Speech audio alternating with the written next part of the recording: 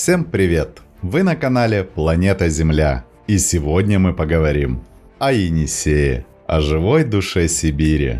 Могучая река пролегла почти через весь материк, разделив сибирскую землю на западную и восточную. Весь свой великий путь от заиндевелых седых монгольских круч до дышащего лютой стужей Карского моря Енисей катит привольно и прямо через всю Россию. В его бесконечной глубокой воде и бескрайних таежных просторах бьется сердце дикой сибирской природы, сделавшее эту реку одной из самых полноводных и могучих на нашей планете. Параметры этого великана поражают воображение. Его протяженность от Тувинского Кызыла, где повстречались большой и малый братья Енисеи, составляет 3487 километров. Если же заглянуть в самую потаенную колыбель и мерить путь от истинных монгольских истоков, этот колоссальный маршрут растягивается почти на 5075 километров, выводя Енисей в пятерку длиннейших рек мира.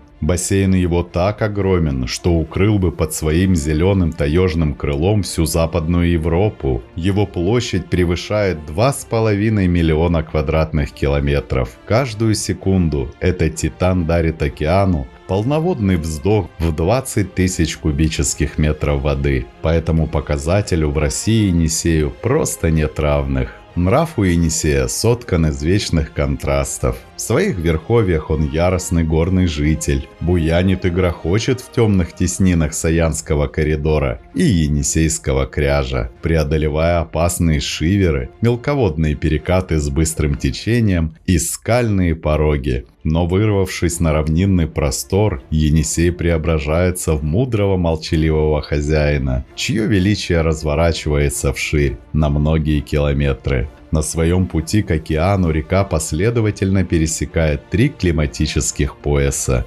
провожает знойные ковыльные степи Минусинска, утопает в бескрайнем океане глухой хвойной тайги, встречает робкую приполярную лесотундру и уходит в безмолвную, скованную вечной мерзлотой тундру Таймыра. Великая река носит имена, которые звучат как эхо древних легенд. Тувинское название Енисай глубоко и символично. Эна означает «мама», а Сай – речное русло. Для местных народов это мать-река, дарующая жизнь и укрывающая в своих каменистых объятиях. Эвенки величали могучий поток Ионесси. В переводе это звучит просто и величественно – «большая вода». Именно в этом гулком эвенкийском названии скрыт корень нашего привычного Енисея. В этих именах вся суть великой артерии. От нежности материнской заботы до стихийной необозримой мощи, которую чувствуешь, глядя на бесконечный бушующий поток. Но чтобы по-настоящему почувствовать Енисей, названия и сухой статистики мало. Нам нужно увидеть его живую жизнь, от первых ручейков до бескрайнего устья. И для этого нам просто необходимо пройти этот путь с самого начала, заглянув туда, где великий Енисей-батюшка еще только собирает силы перед долгим походом к ледовитому океану. Давайте перенесемся далеко на юг и отыщем то место, где рождается эта вековая мощь. Справочники говорят о том, что Енисей появляется у городской черты Кызыла. Но скорее всего нет. Там он лишь обретает свое окончательное громкое имя. Его истинное левое сердце начинает биться гораздо южнее, на высоте без малого 2000 метров, среди суровых заиндевелых хребтов Северной Монголии. А вот почему именно левое? Об этом поговорим чуть позже. Но давайте обо всем по порядку. Здесь, среди кристаллических пород Улан-Тайги и Хардол-Сардага, лежит Дархатская рифтовая впадина.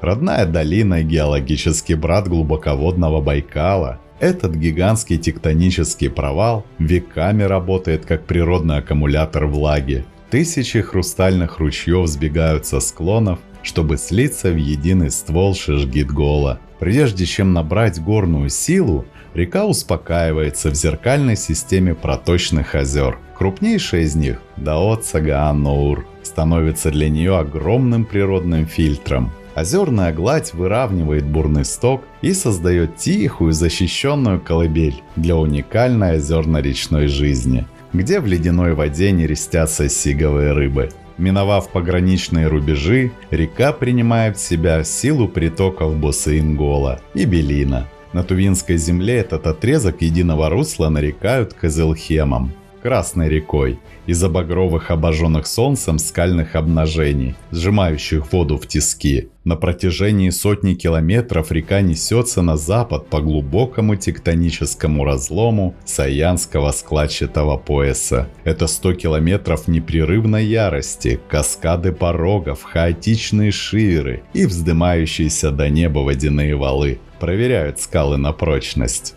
На выходе из этого грандиозного каньона прорыва поток встречает достойного соперника. Из дремучей глухой Тувинской тайги, собрав по каплям влагу со всего высокогорного хребта Сингелен, навстречу вылетает Балыктыхем, рыбная река. В верховьях реки Балыктыхем река на себя не похожа. Мелкая, очень узкая, извилистая, с песчаными берегами, деревянными завалами. А под тобой видно, как в аквариуме, проплывает то хариус, то ленок, а иногда и гигантская царь-рыба таймень. После слияния с рекой Сарык-Эр характер реки Балыктыхем в корне поменяется. Каменное дно, течение, цвет изумрудный, прозрачный, могучие скалы и кедрово-лиственничный лес по берегам. Отсюда уже и начинаются пороги. Самые яркие из них – Мельзейский каскад и каньон Щеки. После каньона Щеки река Балыктыхем и Кызылхем сливаются, и перед нами предстает красавец Малый Енисей, он же Каахем. Тут уже река не скована ущельями и каньонами, а раскинута в широкой долине с необычайными видами. Воды становится больше, течение выше, пороги уже другие, чем в верховьях. Уже встречаются моторные лодки, которые возят туристов и рыбаков. И только пройдя весь этот колоссальный, выстраданный в каменных каньонах путь, от монгольских ледников до сибирской тайги, Малый Енисей доходит до Кызыла. Основанный в 1914 году как скромное поселение Белоцарск, сегодня он является столицей Республики Тыва, самобытного, окутанного легендами края на самом юге Сибири. На противоположном правом берегу Енисея, прямо напротив городской черты, возвышается величественный скалистый массив гора Дагеа, элемент предгорного пейзажа Уюкского хребта. Для Кызыла это священное, сакральное место, неразрывно связанное с духовной культурой тувинского народа. Прямо у городской набережной сливаются воедино две мощные горные артерии. Левое каньонное сердце Малый Енисей Каахем и правое сердце озерно-таежный Большой Енисей Бийхем. Большой Енисей, известный на Тувинской земле как Бийхем, Большая река, это правое крыло Великой Сибирской артерии. Он рождается в труднодоступных высокогорьях Восточного Саяна, вытекая из кристального озера Карабалык на высоте около 1600 метров. В своих верховьях Бийхем демонстрирует суровый горный нрав. Пробивая путь сквозь древние черные базальтовые поля вулканического плато, Дерби-тайга река образует каскады водопадов и знаменитый Хутинский порог. Испытание для водных туристов, где многотонная масса воды вздымается гигантскими стоячими валами. Спускаясь ниже, Большой Енисей резко меняет свой характер. Он выходит на просторы Таджинской котловины, уникального озерного края, покрытого первозданной кедровой тайгой. Здесь река замедляет бег, разливается вширь и принимает притоки из сотен чистейших водоемов, включая заповедное озеро Азас. Это биологический рай служит домом для тайменя, ленка и хариуса, а по таежным берегам кочуют со своими стадами редкие саянские оленеводы. Длина Бийхема составляет 605 километров. По площади бассейна и полноводности он превосходит своего левого брата. В секунду река несет около 584 кубометра воды. Миновав Тоджу, Большой Енисей выходит в Тувинскую котловину, чтобы у Кызыла величественно соединиться с Малым Енисеем, отдавая рождающемуся Улугхему всю мощь сибирской тайги. В точке их встречи рождается Верхний Енисей,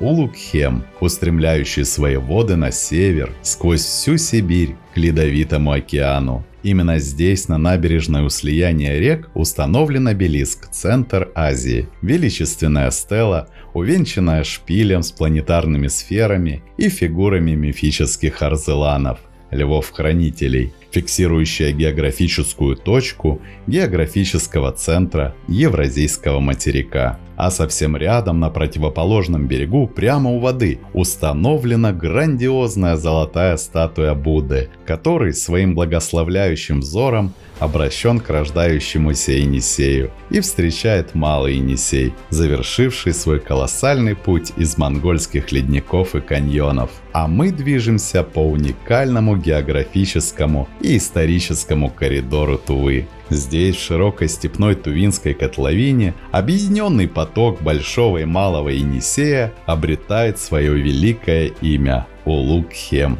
Великая река. Двигаясь ниже по течению, река принимает левый приток, реку Барак. Эта долина широко известна среди историков. Именно в урочище Барак была обнаружена уникальная архоно-енисейская руническая стела 8 века, каменные эпитафии, повествующие о подвигах древнетюркских воинов. А недалеко, в 30 километрах на правом берегу Енисея, монументально вырастает священная гора Хайрекан. Небесный медведь. Этот огромный изолированный массив из палеозойских известняков поражает своими крутыми обрывами и скрытыми гротами. У его подножья раскинулся современный город Шагонар, в окрестностях которого до сих пор прослеживаются контуры древней уйгурской крепости, некогда контролировавшей этот водный путь. На левом берегу, в южной части котловины, отчетливо видна еще одна сакральная вершина – куполообразная гора Сынчуре, Моралье сердце. Она веками служила культовым местом для кочевников, оставивших на ее скальных плитах грандиозную галерею наскальных рисунков от эпохи бронзы до средневековья.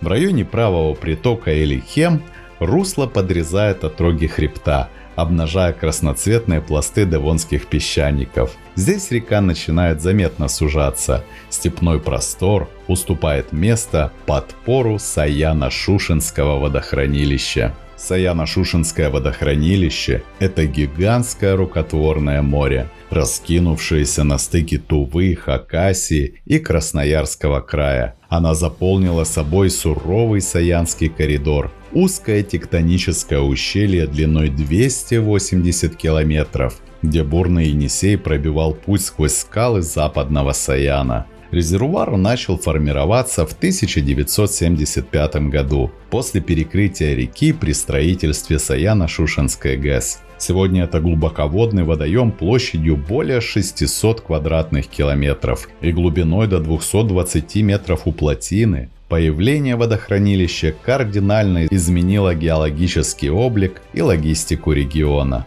полностью затопив опаснейшие енисейские пороги и сделав этот суровый горный участок судоходным. Заполнение каньона стало вехой для науки. Археологи провели колоссальные спасательные работы, эвакуировав тысячи артефактов сибирской Атлантиды, скифские курганы, петроглифы и руины уйгурских крепостей, уходивших под воду вплоть до Шагонара. И сколько горя принесло тувинскому народу это рукотворное море. Затопление плодородных пойменных земель Улугхема разрушило вековой уклад кочевников. Вода навсегда поглотила родовые пастбища, охотничьи угодья и сакральные кладбища предков. Люди были вынуждены покидать насиженные места, бросать родные очаги и переселяться на безжизненные возвышенности. Старый цветущий Шагонар с его богатой историей и уютными улочками ушел на дно, превратившись в сибирскую Атлантиду. А новый город отстроили на пустом продуваемом ветрами плато. Для тысяч тувинцев этот грандиозный советский проект обернулся глубокой личной трагедией, боль от которого жива в памяти поколений по сей день. В свою очередь, Саяно-Шушенская ГЭС стала мощнейшей гидроэлектростанцией. Она обеспечила огромный регион дешевой возобновляемой электроэнергией, закрыв дефицит энергоресурсов в Сибири. Именно эта энергия дала жизнь гигантским промышленным комплексам, в первую очередь Саянскому и Хакасскому алюминиевым заводам, которые обеспечили страну важнейшим металлом и тысячами рабочих мест. За Саяно-Шушенским водохранилищем в Енисей впадает река Хемчик, самый мощный внутренний левобережный приток республики. Устье Хемчика – это географический рубеж. Приняв этот мощный левобережный приток, Енисей круто меняет направление своего бега с западного на строго северное. Здесь заканчивается его мирная жизнь в степной Тувинской котловине. Хемчик – самый полноводный, длинный и важный внутренний приток Тувы, собирающий воду со священных вершин Байтайги и отрогов западного Саяна. В точке его слияния с Енисеем сталкиваются две разные стихии. Широкая прогретая степная вода Хемчика растворяется в ледяном глубоком потоке Улугхема. Исторически это устье было главным транспортным узлом и воротами Саян. Кто контролировал стрелку Хемчика, тот держал в руках ключи от всех караванных дорог, связывавших степные империи Азии с таежной Сибирью. Река упирается в непреодолимую скальную стену западного Саяна и врезается в Саянский коридор, глубокое ущелье протяженностью 280 километров, ведущее к Саяно-Шушенской ГЭС. Заходя в Саянские горы, река оказывается зажата колоссальными скальными массивами, взмывающими вверх на сотни метров. Именно в этих диких непроходимых местах на стыке Тувы и Красноярского края некогда пролегал легендарный Усинский тракт. Построенный еще в начале 20 века как колесная трава, он соединил Минусинскую котловину с Тувой через суровые Саянские перевалы. До появления водохранилища этот тракт шел параллельно бушующему Енисею, преодолевая отвесные прижимы, авринги, стежки-дорожки, хрупкие деревянные настилы над кипящими водными порогами. Сегодня Саянский коридор полностью затоплен, и над бывшим Усинским трактом раскинулось глубоководное ложе водохранилища. Его правый и левый берега превратились в зону дикой природы, охраняемую Саяно-Шушенским биосферным заповедником. Появление искусственного моря кардинально изменило местную экосистему. Вода сгладила грозные пороги, превратив узкое ущелье в извилистый судоходный таежный фьорд, окруженный кедровой тайгой. Заповедные хребты стали домом для уникальной фауны. Прямо с борта катера на головокружительных отвесных 200-метровых кручах можно увидеть стада сибирских горных козлов, которые спасаются здесь от хищников. Наличие такой мощной кормовой базы привлекло сюда хозяина Саянских вершин, загадочного и скрытного снежного барса – Ирбиса. На прибрежных скалах заповедника проходит северная граница его мирового ареала, где ученые с помощью фотоловушек следят за восстановлением этой редчайшей популяции. На сегодняшний день в Саяно-Шушенском заповеднике обитает примерно 11-13 особей. Благодаря успешной программе по выпуску привезенных барсов популяция восстанавливается. Здесь регулярно рождаются котята, формируя надежное ядро популяции ирбиса на юге Сибири. Продвигаясь на север по узкому водному зеркалу, Енисей принимает в себя правые и левые горные притоки, превратившиеся теперь в глубокие живописные заливы. Крупнейший из них – Кантыгирский залив. До затопления река Кантыгир славилась своим яростным, непреклонным характером. Сегодня же это тихий, зажатый скалами водный рукав, уходящий в самое сердце гор. Перед самым выходом из горного коридора на правом берегу, над водной гладью, встает величественный многоглавый хребет Борус, священная гора хакасов, чьи заснеженные пики первыми встречают рассвет. А прямо у подножия этих исполинских хребтов водный путь упирается в грандиозный финал – монументальную, выгнутую дугой плотину Саяно-Шушенской ГЭС, которая усмирила вековую ярость великой реки. Саяно-Шушенская ГЭС имени Непорожнего – самая мощная гидроэлектростанция в России и одна из крупнейших в мире. Расположенная на Енисее на границе Хакасии и Красноярского края, она поражает своей уникальной арочно-гравитационной плотиной высотой 242 метра, которая сдерживает колоссальный натиск водохранилища. Строительство станции началось в 1960-х годах, став триумфом советской инженерной мысли. Пережив в 2009 году масштабную техногенную аварию, ГЭС была полностью модернизирована. На ней заменили все 10 гидроагрегатов и построили дополнительный береговой водосброс. Сегодня обновленный сибирский гигант мощностью 6400 мегаватт обеспечивает энергией крупнейшие промышленные предприятия и города всей Сибири.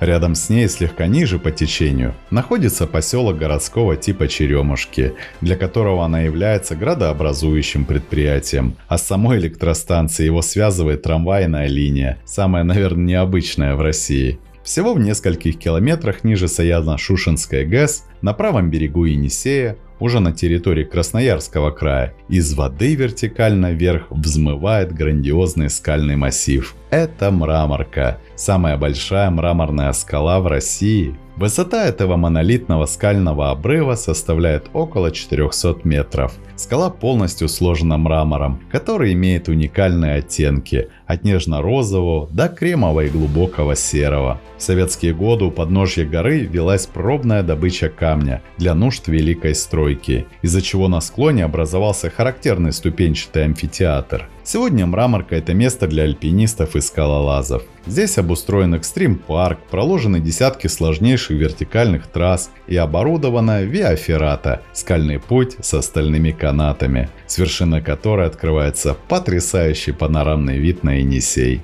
Примерно в 20 километрах ниже своей старшей сестры Енисей упирается во вторую плотину – Маинскую гидроэлектростанцию. Маинская ГЭС – это незаменимый технологический напарник Саяно-Шушенской. Мощнейшая ГЭС работает неравномерно. В пиковые часы нагрузок она сбрасывает колоссальные объемы воды, из-за чего ниже по течению возникают резкие колебания уровня реки. Маинская станция со своим небольшим водохранилищем принимает этот удар на себя. Она задерживает и плавно пропускает воду, полностью сглаживая колебания и обеспечивая безопасный, спокойный режим течения Енисея дальше, в сторону Минусинска и Абакана. После Маинской ГЭС Енисей окончательно вырывается из каменных тисков западного Саяна и кардинально меняет свой характер. Перед ним распахивается бескрайняя, залитая солнцем Минусинская котловина. На этом участке река прощается с горной яростью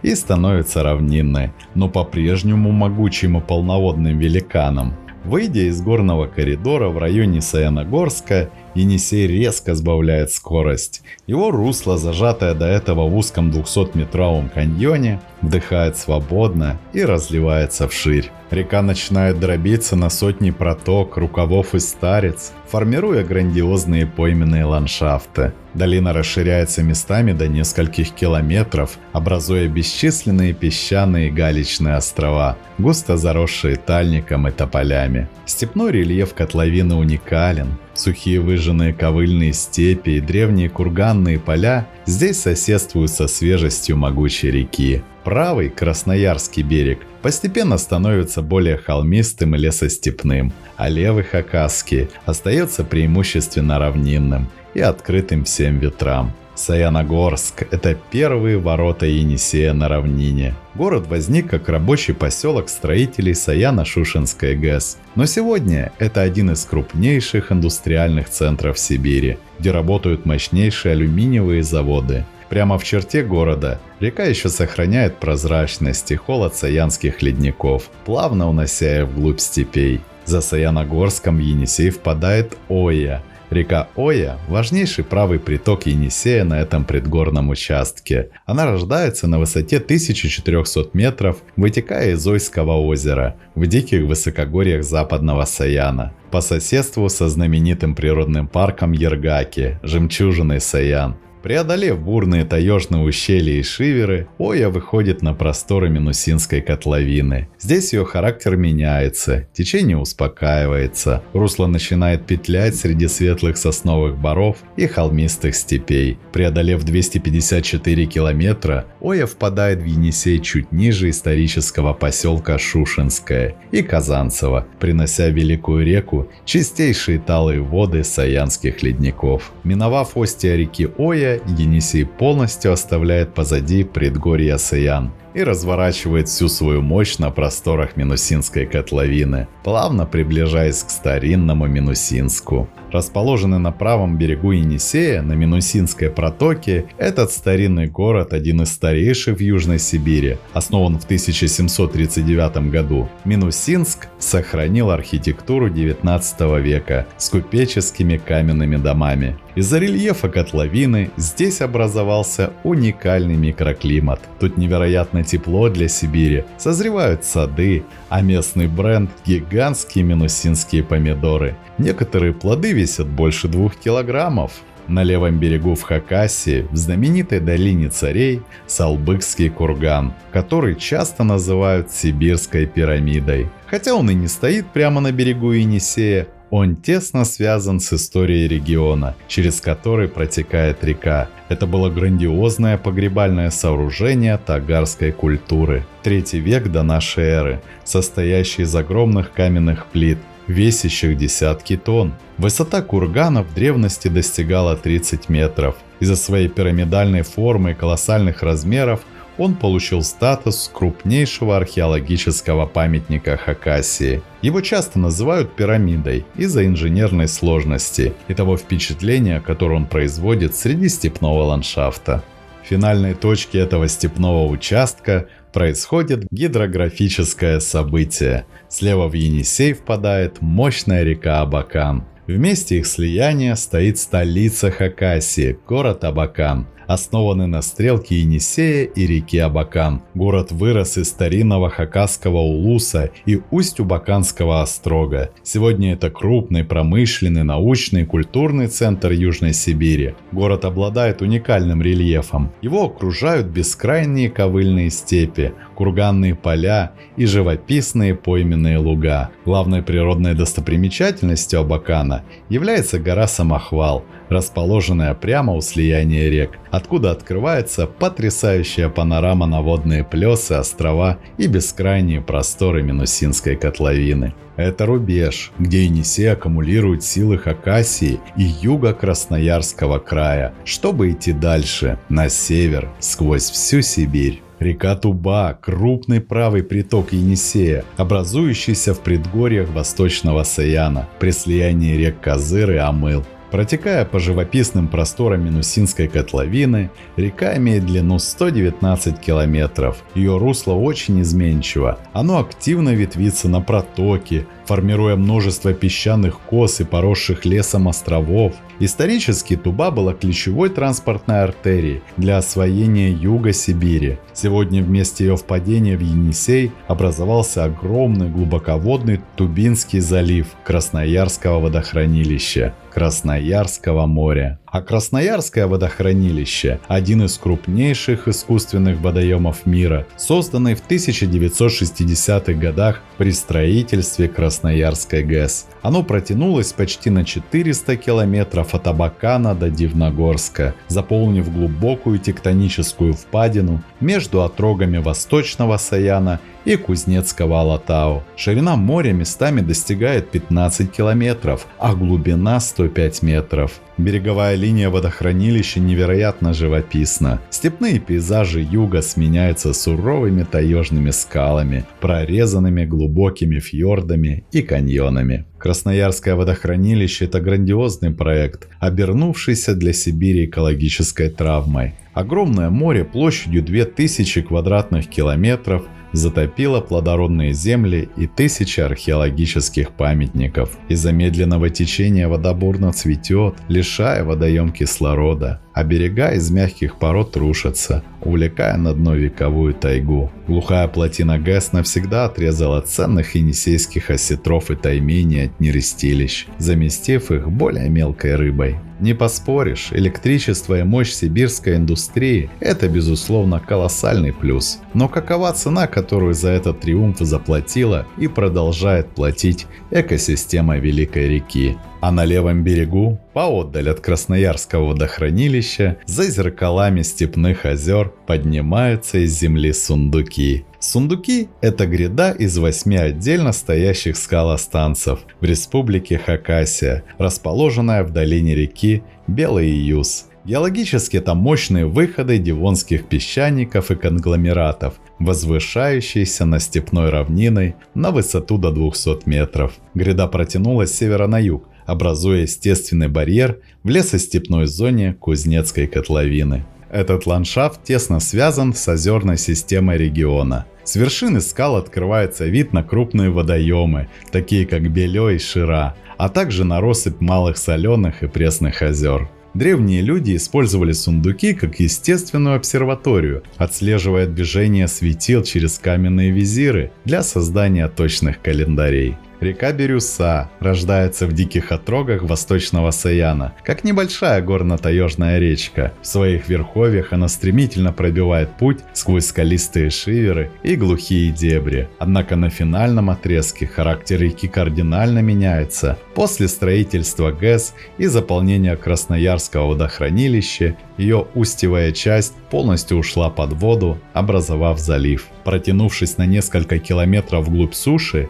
этот залив теперь напоминает настоящий скандинавский фьорд. Его берега сложены из монументальных скал, густо покрытые вековыми соснами и лиственницами. Именно в этих прибрежных скальных массивах скрыты знаменитые Бирюсинские пещеры, сложнейшие подземные лабиринты с карстовыми натеками, гротами и ледяными залами, привлекающие спелеологов со всей страны. Главным же визуальным символом бывшей речной долины остаются царские ворота, величественная сквозная арка, сотворенная природой в отвесном утесе. Выходя из залива, водный путь устремляется на север и упирается в плотину Красноярской ГЭС у Дивногорска.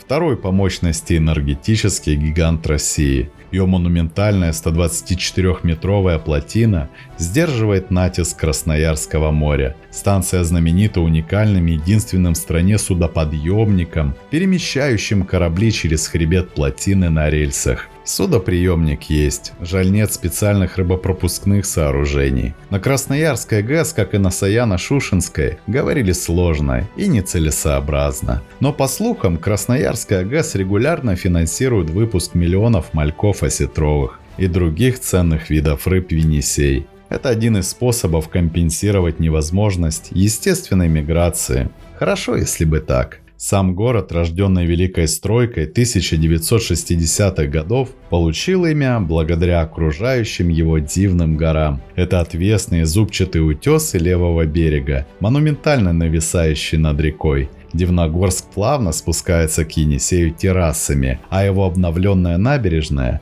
признана шедевром современной сибирской архитектуры. Отсюда от подножья 100-метровых скал открывается лучший вид на бурный, не замерзающий даже в суровые зимние морозы поток Великой реки. Да, теперь в этих краях Енисей не замерзает. Ниже по течению на протяжении нескольких сот километров температура воды круглосуточно стала держаться в районе 4 градусов. Для зимы это тепло, а для лета холодно. В общем, ни в Дивногорске, ни в Красноярске, ни еще в нескольких населенных пунктах ниже по течению вода не замерзает. Дело в том, что ГЭС берет воду из нижних, более теплых слоев водохранилища, сверху море зимой покрывается льдом, которые, пройдя через тело плотины, отдав энергию, перемещаются на поверхность реки. Только через 300 километров речная вода восстанавливает догэсовские характеристики и опять начинает покрываться льдом. Старожилы Красноярска любят рассказывать, как до 70-х годов прошлого века зимой они ходили по льду с левого берега на правый и наоборот. Широкий, могучий, полноводный Енисей. Летом над рекой часто бывают туманы, зимой Енисей парит. И сколько бы человек ни пыталось укротить Енисей каскадами мощнейших ГЭС и гигантскими водохранилищами, Великая Сибирская река регулярно демонстрирует свой дикий и неукротимый характер. Скованная бетонными плотинами стихия ежегодно берет свое в периоды весеннего половодья. Колоссальные ледовые заторы сокрушают берега. Даже рукотворная термальная аномалия река обратила в манифест своей силы. Незамерзающий зимой поток заставляет Енисей яростно парить в 50-градусные морозы, укутывая прибрежные города плотным белым туманом. Сибирский великан отказывается полностью подчиняться воле человека, оставаясь грозной, величественной и непредсказуемой стихией. Недалеко устье реки Мана.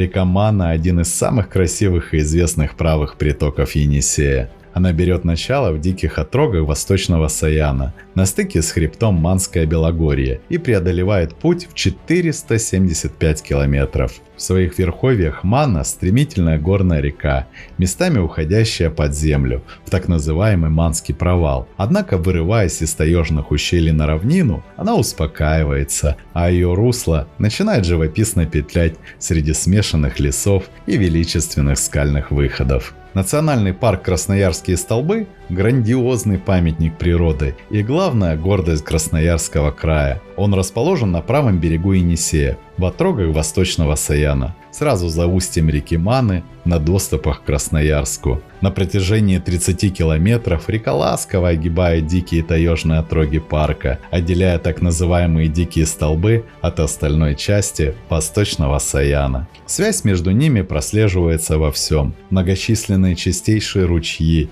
и малые речки, рождающиеся у подножья знаменитых сиенитовых скал, стекают со склоном и питают своими водами Ману. Полноводная река, в свою очередь, дарит туристам и скалолазам уникальную возможность увидеть столбы с совершенно нового ракурса. Легендарные манские сплавы на плотах проходят вдоль величественных береговых утесов парка, среди которых монументально выделяется скала Манская стенка. А впереди Красноярск, крупнейший экономический, промышленный и культурный центр Восточной Сибири, основанный в 1628 году как казачий острог Красный Яр. Город раскинулся по обоим берегам Енисея на стыке двух великих ландшафтов – суровых отрогов Саянских гор и плоской западно-сибирской равнины. Могучая река разделяет Красноярск на левобережный исторический и правобережный индустриальный секторы. Современный миллионник гармонично сочетает в себе мощный промышленный потенциал от цветной металлургии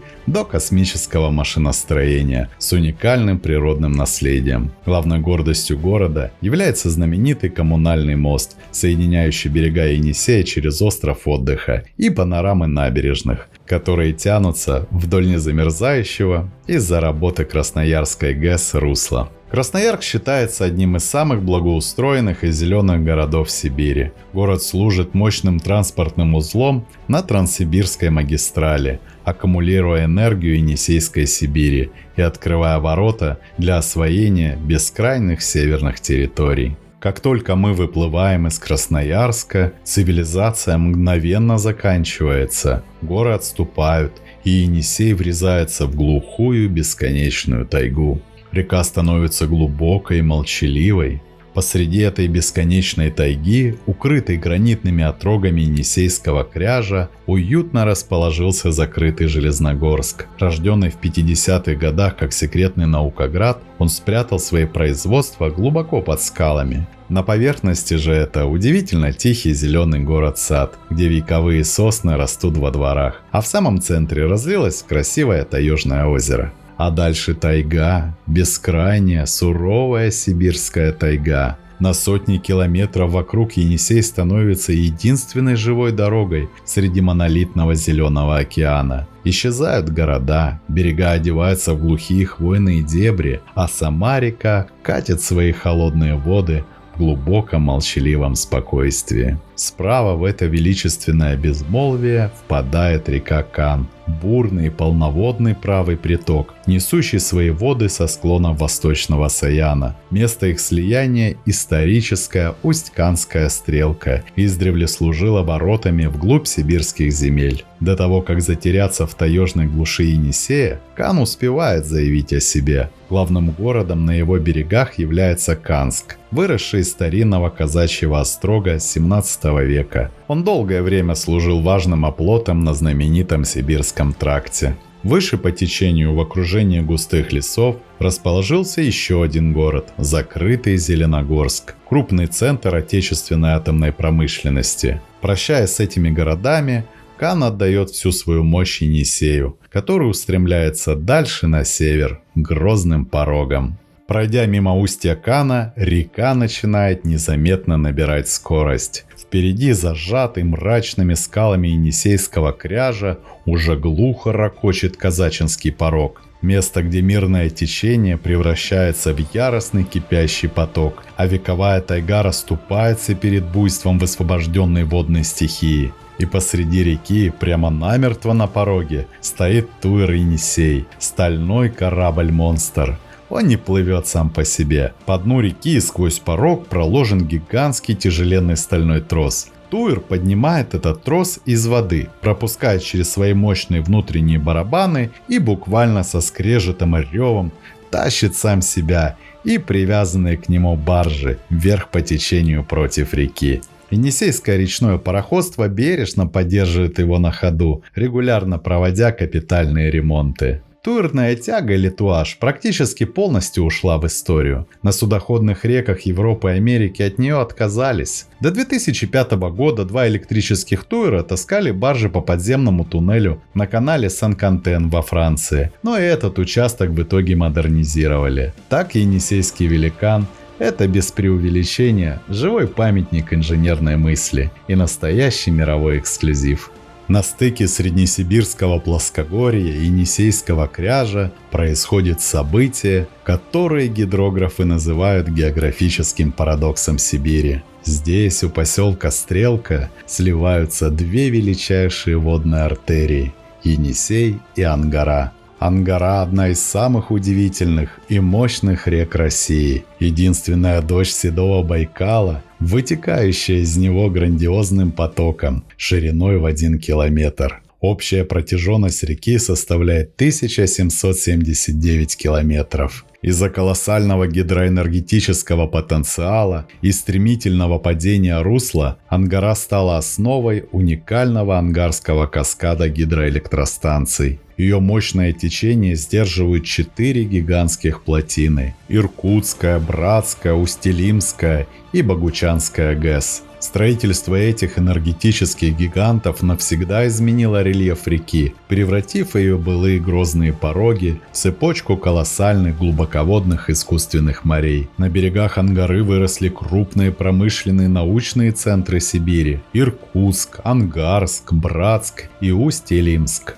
Иркутск – старинный культурный и научный центр Сибири, основанный в 1661 году. Город раскинулся у истока Ангары вблизи Байкала. Крупный научно-образовательный центр. Среди отраслей промышленности, авиастроения, гидроэнергетика и производство продуктов питания. Это транспортный узел на Транссибирской железнодорожной магистрали и федеральных автомагистралях Байкал и Сибирь. Он знаменит своей богатой историей. Сегодня это главный туристический узел на пути к Великому озеру. Ангарск – молодой, динамичный город-труженик, рожденный сразу после Великой Отечественной войны в 1948 году. Спроектированный ленинградскими архитекторами, он отличается строгой и красивой планировкой кварталов. Ангарск является крупнейшим индустриальным гигантом региона, концентрирующим мощный потенциал нефтехимии, нефтепереработки и атомного производства.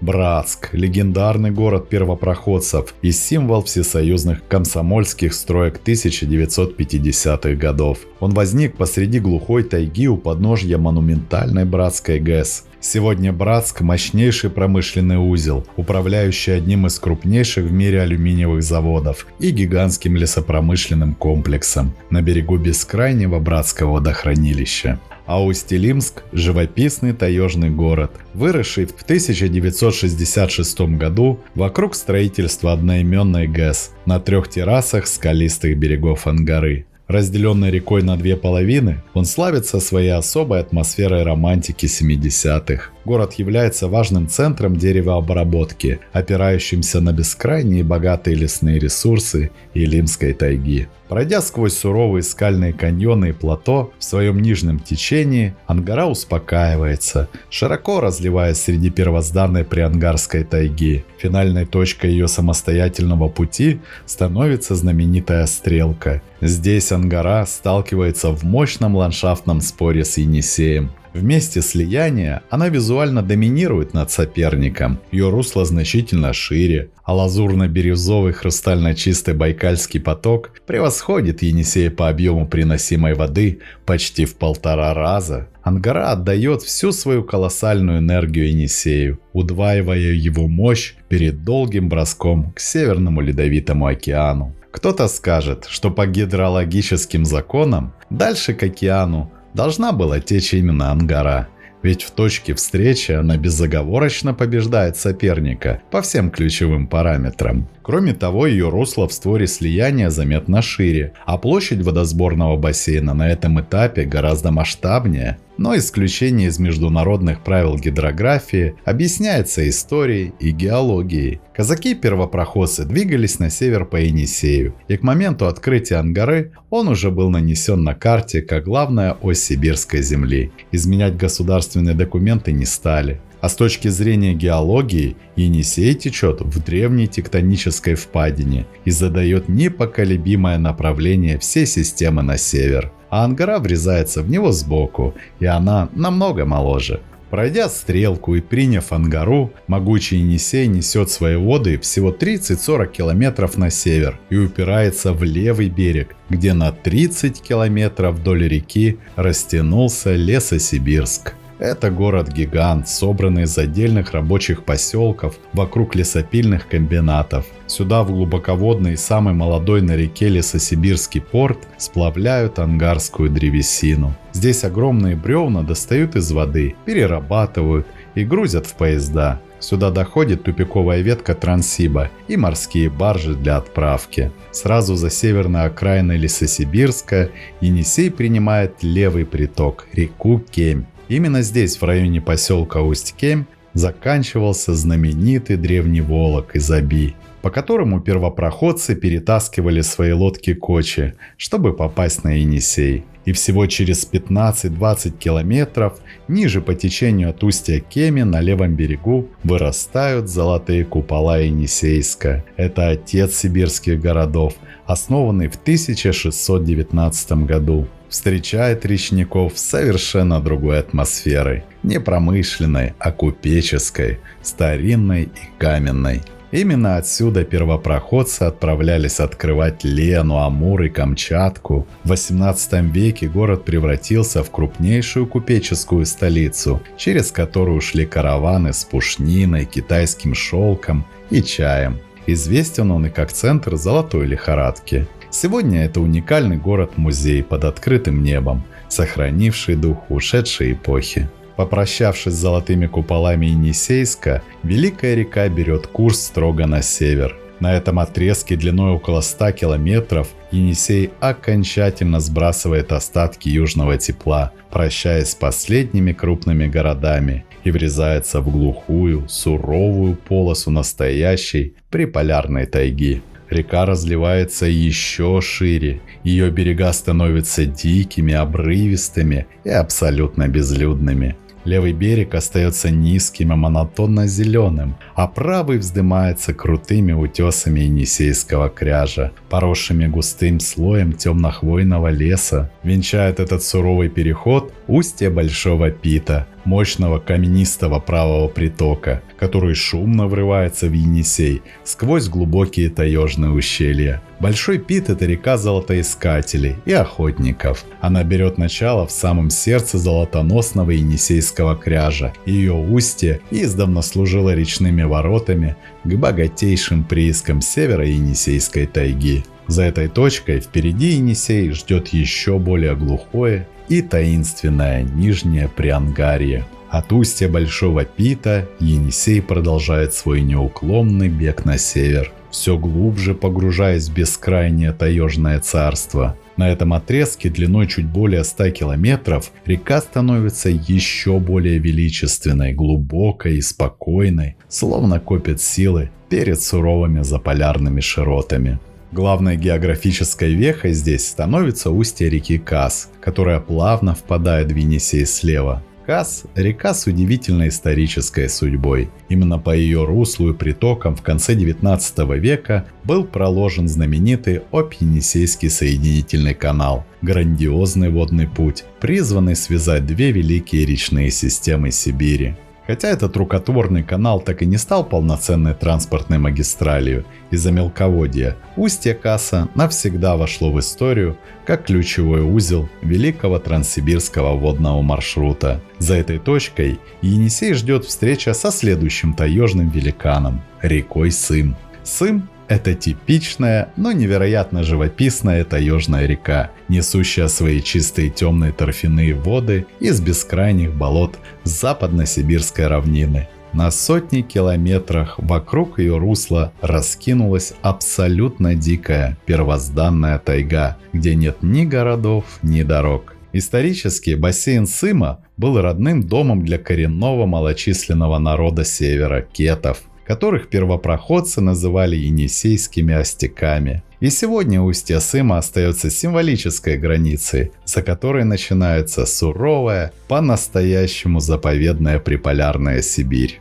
Прямо у устья реки Сым, всего в нескольких километрах выше по течению Енисея, на левом берегу стоит старинное крупное село Ярцево. Оно было основано казаками еще в 1605 году, даже раньше Енисейска, и сегодня служит важной речной пристанью. Если же подняться по самому Сыму вглубь тайги, то на реке затеряны два уникальных таежных поселения. Поселок Майское расположен примерно в 90 километрах от устья, и село Сым – настоящий затерянный мир в 215 километрах вверх по течению. Это уникальное, труднодоступное место, где веками бок о бок живут коренные таежные жители – эвенки и кеты. После Ярцева и устья Сыма Енисей продолжает свой великий путь на север. Следующим и важнейшим географическим рубежом становится район, где почти друг напротив друга в него впадают два мощных притока – Тихий левый Дубчес и грозная правая подкаменная Тунгуска.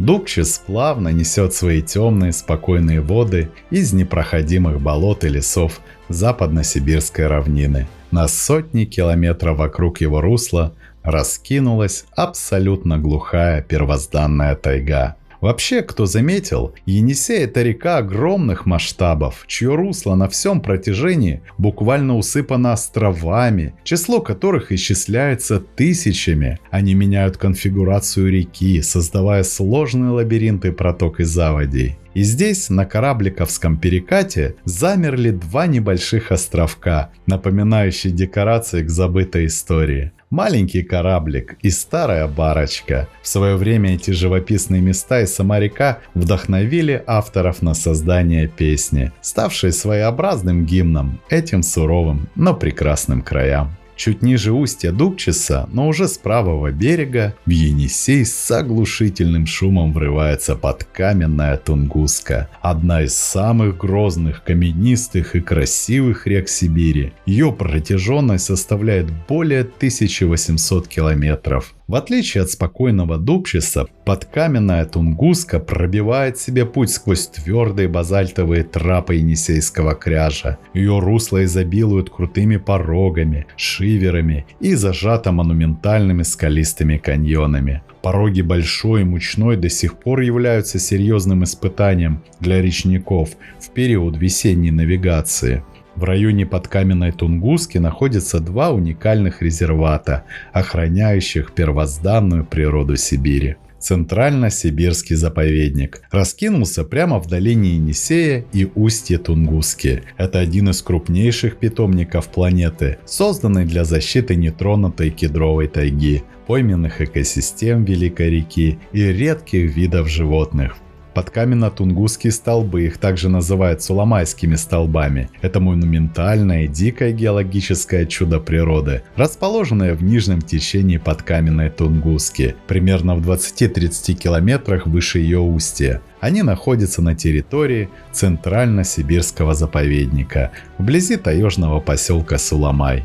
Эти столбы представляют собой каньон, где русло реки зажато отвесными базальтовыми скалами высотой до 100 метров. Фасад этих утесов сложен из огромных граненых каменных столбов идеальной геометрической формы, так называемых базальтовых порфиров. Это древние сибирские трапы, сформировавшиеся миллионы лет назад, когда раскаленная лава изливалась из недр земли, а затем медленно остывала и трескалась, превращаясь в гигантские шестигранные карандаши. Абор – самый крупный поселок в этом районе, расположенный на правом берегу Енисея, прямо у устья Подкаменной Тунгуски. Это главный транспортный узел. Здесь есть аэропорт Подкаменная Тунгуска и база Центрально-Сибирского заповедника. Выше по течению, в самом сердце Эвенкии, расположен заповедник Тунгусский, и его территория имеет мировую известность. Именно здесь в 1908 году произошел взрыв легендарного Тунгусского метеорита. Продолжая движение на север по Енисею, за устьем Подкаменной Тунгуски мы попадаем в еще более дикие таежные и практически безлюдные края. Здесь Великая река принимает еще одну уникальную пару притоков, расположенных по разным берегам: правый Бахту и левый Елагуй. Бахта – стремительная, кристально чистая каменистая река, стекающая со склонов сурового плато Путарана и Енисейского кряжа. Ее русло изобилует быстринами, перекатами и зажато живописными скалистыми берегами. Бахта прославилась благодаря документальному фильму «Счастливые люди». Именно здесь, в одноименном поселке, расположенном в устье реки, живут главные герои картины – таежные промысловики-охотники и рыболовы, чья жизнь подчинена суровым и прекрасным законам первозданной природы. Благодаря каменистому дну и холодной воде это эталонная река для нереста ценных пород рыб – тайменя, ленка, хариуса и сига. Почти напротив Бахты, но с противоположного низменного левого берега, в Енисей плавно впадает Елагуй. Это типично равнинная таежная река с неторопливым течением, песчаными перекатами и извилистым руслом, текущая среди бескрайних мхов и вековых болот Западной Сибири. Нижнее течение реки и ее притоки входит в состав Елагуйского государственного заказника. Здесь охраняются нетронутые сосновые боры-беломошники и ключевые места обитания таежной дичи. Бассейн Елагуя, как и соседнего Сыма, это историческая родина енисейских кетов. В среднем течении реки затерян один из немногих оставшихся на планете кетоязычных поселков – Келок. До сих пор местные жители сохраняют здесь традиционные промыслы, охотясь на соболя и перемещаясь по реке на лодках-долбленках. От устья Елагуя могучий Енисей продолжает свое неуклонное движение на север, пересекая условную границу приполярной Сибири. Этот отрезок пути длиной около 250 километров – один из самых суровых и малонаселенных на всей реке. Енисей здесь становится по-настоящему исполинским. Его ширина местами превышает 3 километра, а глубина позволяет ходить крупным морским судам. Главной точкой притяжения и важным географическим рубежом на этом участке является старинный поселок Туруханск, бывшая Новая Мангазея, основанный еще в 1607 году. Туруханск – один из старейших поселков Сибири, основанный казаками как зимовья. Расположенный на правом берегу Енисея в впадении Нижней Тунгуски в 17-18 веках, он был крупнейшим заполярным кругом, центром торговли пушниной и славился своей грандиозной Туруханской ярмаркой. Он расположен прямо в месте впадения его самого мощного, грозного и полноводного притока – Нижней Тунгуски. Нижняя Тунгуска врывается в Енисей справа, неся колоссальный объем воды со склонов Среднесибирского плоскогорья. Своей невероятной длиной почти 3000 километров и крутым порожистым характером она удваивает мощь Енисея, окончательно превращая его в несокрушимый водный монолит, готовый к прорыву за полярный круг. Тура – самый крупный и значимый поселок на всей реке, ее главное сердце. Расположен примерно в 860 километрах от устья, в месте впадения реки Кочечум. До 2007 года Тура была столицей Эвенкийского автономного округа, а сейчас остается административным центром Эвенкии. Здесь живут около 5000 человек. Работают школы, техникумы, больницы и 2 аэропорта. Это главная база для исследователей плато Путарана. И за Туруханском Енисей пересекает полярный круг. Здесь в него впадают 2 знаковые северные реки – Турухан и Курейка. Турухан плавно несет свои темные воды слева, дав название всему историческому краю. На его берегах некогда процветала легендарная злато-кипящая Мангазея, первый русский заполярный город-крепость 17 века, богатевший на пушном промысле. Курейка бурно врывается справа, стекая с южных отрогов плато Путарана. Сегодня чуть выше ее устья высится одна из самых северных в мире – Курейская ГЭС. Уникальная заполярная гидроэлектростанция, возведенная на реке Курейки у поселка Светлогорск. Построенная в условиях вечной мерзлоты, она работает в экстремальном климате. Станция играет ключевую роль в энергетике Крайнего Севера, обеспечивая надежное электроснабжение Норильского промышленного района, а также местных заводов и таежных поселков. Миновав устье Курейки, Енисей окончательно утверждается в правах Исполинской арктической артерии. Река окончательно прощается с густой приполярной тайгой. Деревья редеют, уступая место лесотундре и бескрайним мохово-лишайниковым просторам. Речное русло расширяется до невероятных масштабов, превращаясь в бескрайний водный лабиринт со множеством проток, песчаных кос и низменных островов. Примерно через 100 километров ниже Курейки, на правом берегу Енисея, в глубокой, защищенной от штормов Игарской протоке, располагается город Игарка, основанный в 1929 году. Он долгие десятилетия служил главными морскими воротами Сибири для экспорта древесины. Океанские лесовозы заходили прямо сюда, за сотни километров от океана, благодаря глубинам Енисея. Сегодня Игарка известна своим уникальным музеем вечной мерзлоты и как важный опорный пункт для освоения Ванкорского нефтегазового месторождения. Двигаясь дальше к северу, Енисей принимает правый приток – реку Хантайку. Река Хантайка – правый приток Енисея длиной 174 километра, протекающий по суровым просторам Таймыра. Она берет начало из живописного и глубокого Хантайского озера, расположенного у подножия плато Путарана. Река известна благодаря Усть-Хантайской ГЭС, построенной в условиях экстремальной вечной мерзлоты. Это самая северная гидроэлектростанция на планете. Плотина ГЭС образовала огромное Хантайское водохранилище, а рядом вырос поселок гидростроителей Снежнегорск. Сегодня бурная и каменистая Хантайка играет ключевую роль в жизни Заполярья, снабжая энергией Норильский промышленный район и Дудинку. А Дудинка – один из самых суровых городов и административный центр Таймырского Долгано-Ненецкого района, расположенный у впадения реки Дудинки в Енисей. Этот город-порт уникален. Его причалы каждую весну полностью затапливаются мощнейшим паводком, а после ледохода отстраиваются заново. Дудинка работает круглый год в связке с ледокольным флотом, являясь ключевым транспортным узлом Норильского никелевого комбината, связывающего полуостров Таймыр со всей страной по Северному морскому пути. От Дудинки могучий Енисей берет свой финальный, самый суровый курс к Северному Ледовитому океану. На этом отрезке Великая река окончательно прощается с последними признаками лесотундры. Вокруг раскинулась бескрайняя, суровая и величественная арктическая тундра Таймыра, скованная вечной мерзлотой.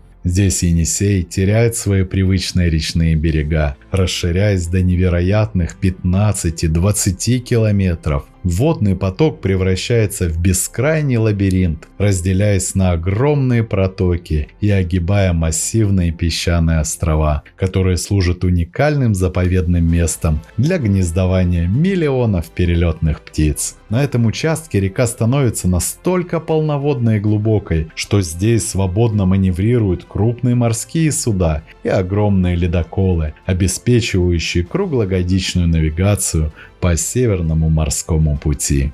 Главной финальной вехой этого пути становится морской порт Диксон, самый северный населенный пункт России, расположенный на побережье Енисейского залива, Карского моря. Диксон называют столицей Арктики. Основанный как полярная станция и стратегический морской порт, он на протяжении всего 20 века служил ключевым гидрометеорологическим и оборонным форпостом страны в Ледовитом океане. За ним пресная вода Великого Енисея окончательно растворяется в соленых просторах сурового Карского моря. Пройдя путь почти в 3500 километров от истоков, величайшая река Сибири завершает свой грандиозный бег, открывая ворота в бескрайнюю Арктику. Итак, дорогие друзья, мы прошли с вами путь от истоков до устья, познакомились поближе с характером, крутым нравом и исполинскими масштабами этого сибирского богатыря. Мы проследили за тем, как скромный горный поток набирает силу, пробивает скалы и превращается в полноводного океанского исполина. Но и это еще не все. Енисей помимо людей стал домом еще и для миллионов удивительных существ. Великая река дышит, шумит крыльями и бьет хвостами на протяжении 1000 километров, укрывая в своих глубинах и на скалистых берегах целые миры. Енисей – это колоссальная экосистема, которая за счет огромной протяженности объединяет обитателей степей, глухой тайги и ледяной Арктики. Ихтиофауна Енисея уникальна. В этой великой реке обитает более 40 видов рыб, и их расселение – это удивительная живая карта, меняющаяся от каменистых истоков до бескрайнего ледовитого устья. Настоящими хозяевами северных и таежных вод по праву считаются благородные сиговые и лососевые. На вершине этой подводной пирамиды стоит сибирский таймень, легендарная царь-рыба. Этот исполинский хищник енисейских притоков может весить более 50 килограммов. Рядом с ним на быстрых каменистых перекатах охотится ленок, сильный, хваткий обитатель тайги. Визитной карточкой чистейших притоков вроде Бахты и Кантигира стали черные и белые сибирские хариусы, чьи расписные плавнички мелькают в прозрачных струях. Ближе к северу реку заселяют серебряные косяки, арктический енисейский омуль, нагуливают жирок в холодной губе, а на нерест упрямо поднимаются вверх по течению. Муксун, чир-щакур, пеледь-сырок и сик составляют основу заполярного промысла. Это драгоценные деликатесные рыбы, приспособленные к экстремальному климату. Из Карского моря в Енисей заходит нельма, настоящий гигант среди сиговых, а в тихих заводях прячется тугун, сосвинская сельдь, крошечная, но удивительно жирная рыбка, эндемик Сибири. Особую главу енисейской жизни пишут древние хрящевые виды, живые ровесники динозавров. Глубокие плесы скрывают сибирского осетра. Эта реликтовая енисейская популяция занесена в Красную книгу. Его меньшая родственница стерлядь чувствует себя поувереннее и встречается вплоть до Среднего Енисея. В спокойных заливах и протоках кипит совсем другая, обычная речная жизнь. Зимой, когда остальные замирают, активизируется хозяин придонных ям Налим, единственный пресноводный родственник трески. В камышовых засадах караулит добычу зоркая щука, а на прогретых мелководьях суетятся повсеместные окуньки и ерши. Мирные плесы и водохранилища обжили золотой и серебряный караси, плотва, елец, линь и ясь. Адаптируясь к рукотворным переменам, просторы Красноярского моря сегодня активно заселяет лещ, завершая это грандиозное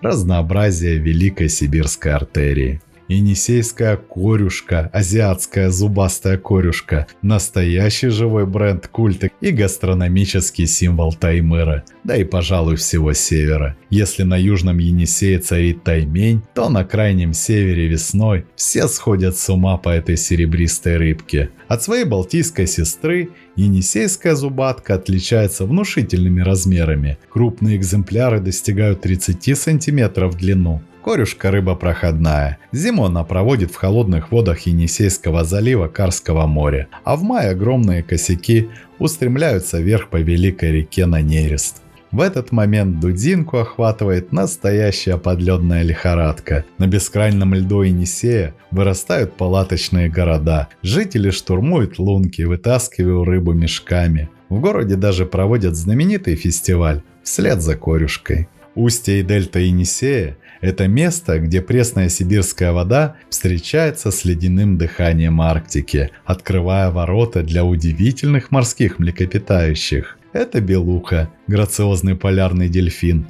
Белоснежные стада этих разумных китов, преследуя косяки жирного омуля и корюшки, заходят далеко вверх по Енисейскому заливу, устраивая подводную охоту. Рядом с ними суровые заполярные воды обжили арктические ластоногие. На плавучих льдинах и каменистых отмелях у самого севера отдыхает осторожная кольчатая нерпа. Здесь же можно встретить лахтака или морского зайца, крупного усатого тюленя. Долина Енисея – это грандиозный воздушный мост и мощнейший миграционный коридор планеты. Особое заповедное место здесь занимают Бреховские острова в дельте реки, где каждое лето выводят птенцов миллионы пернатых. В небесах над речной гладью безраздельно властвуют хищники-рыболовы, высматривают добычу орлан-белохвост, исполинский крылатый царь тайги, строящий огромные гнезда на вековых прибрежных деревьях. Пернатым спецназом кружит скопа, очень любит она рыбку и молниеносно выхватывает ее из волн на лету.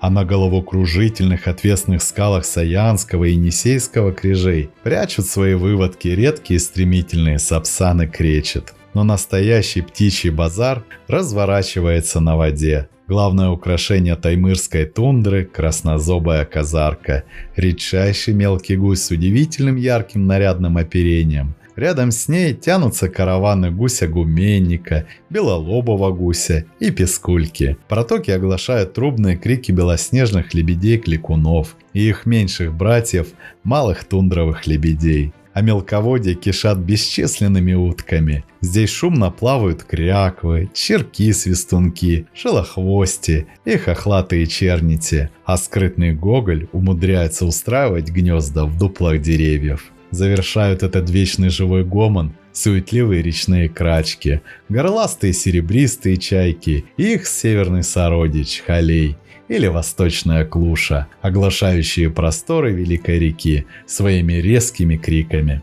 Енисейские берега, где суровая прибрежная тайга на юге сменяется бескрайней полярной тундрой на севере, плотно заселены удивительными животными. Вся их жизнь от поисков пищи до сезонных кочевок неразрывно завязана на просторную речную пойму и многочисленные притоки. В тихих заводях и скрытных лесных ручьях правят бал полуводные хищники и грызуны. Ловкая речная выдра и юркая норка, как коренная европейская, так и завезенная американская, обжили малые притоки Великой реки. Эти непревзойденные рыболовы искусно охотятся на мелководье, разбавляя свой рацион лягушками. Чуть дальше на спокойных старицах Среднего и Южного Енисея возводят свои сложные инженерные сооружения речные бобры и проворные андатры, превращая глухие речные протоки в уютные дома. Среди крупных таежных и тундровых жителей Енисей пользуется особым почтением. Главный таежный хозяин – бурый медведь. Весной и летом становится частым гостем на галечных косах. Косолапый бродяга регулярно выходит к воде, чтобы полакомиться выброшенной на берег рыбой, пособирать сочные коренья или просто переплыть прохладное русло. Лесной великан-лось предпочитает держаться густых пойменных ивовых зарослей, тальников. В знойные летние дни эти огромные звери по самые ноздри заходят в речную воду, спасаясь от безжалостного сибирского гнуса. В нижнем течении Енисея хозяйничает дикий северный олень. Знаменитая таймырская популяция дважды в год совершает эпические миграции. Есть у реки и свои скрытные, уникальные обитатели. На крутых скалистых берегах Саяны, знаменитых красноярских столбов, прячется кабарга, крошечный безрогий олень с устрашающими клыками. В густом подлеске прибрежной зоны ведут скрытную охоту ценные пушные зверьки, благородный соболь, стремительный колонок, чуткий горностай и суровая неутомимая росомаха. А на самом юге, где Енисей пробивает себе путь сквозь заоблачные кручи Саяно-Шушенского заповедника, раскинулось царство высокогорных жителей. На головокружительных вертикальных стенах каньона пасутся сильные сибирские козероги. За этими горными козлами, бесшумно ступая по скалистым карнизам, над самой водной гладью затопленного Саянского коридора крадется легендарный снежный барс, редчайший и самый загадочный кошачий хищник планеты, чья судьба тоже оказалась прочно связана с берегами Великого Енисея. Енисей – могучая река, но и у него есть свои раны. Вековая человеческая деятельность оставила глубокие шрамы на теле сибирского исполина. Главный удар по экологии нанесли гигантские плотины ГЭС. Заковав реку в бетон, люди нарушили ее естественный гидрологический режим. Вода в районе Красноярска теперь не замерзает зимой на сотни километров, порождая туманы, а летом не прогревается, из-за чего изменился микроклимат и пострадала уникальная ихтиофауна. Ценные проходные рыбы, такие как осетр и стерлядь, потеряли вековые пути к нерестилищам. Не меньшую угрозу несут стоки крупных промышленных узлов. Металлургические, химические и деревообрабатывающие комбинаты годами сбрасывают в притоки опасные тяжелые металлы и нефтепродукты. В нижнем течении, ближе к Дудинке и Норильску, экологи фиксируют опасные концентрации загрязняющих веществ, которые накапливаются в донных отложениях и проникают в ткани местной рыбы. Даже великие северные леса вдоль русла страдают от мусора и вырубок. Енисей отчаянно борется со страшным антропогенным давлением, но его силы и способность к самоочищению не безграничны. Сибирский титан нуждается в защите и бережном отношении человека. И все же, несмотря на все шрамы, Енисей остается неописуемо прекрасным. Его величие завораживает с первого взгляда, когда стоишь на высоком берегу, а внизу катит свои могучие свинцовые волны живой океан пресной воды, перехватывает дыхание. Река великолепна в своем вечном движении, в грохоте саянских порогов, где пена бьется о вековые базальтовые скалы, и в молчаливом, торжественном покое бескрайней северной тайги. Осенью берега одеваются в чистое золото и багрянец, отражаясь в зеркальной глади, а зимой сковывают могучие, сияющие под полярным солнцем льды. Это Енисей, вечная, чистая и непокорная красота дикой сибирской природы. Смотрим, слушаем, записываем, подписываемся, не забываем ставить лайки и делиться этим видео с друзьями. Это очень помогает продвижению. С вами канал Планета Земля.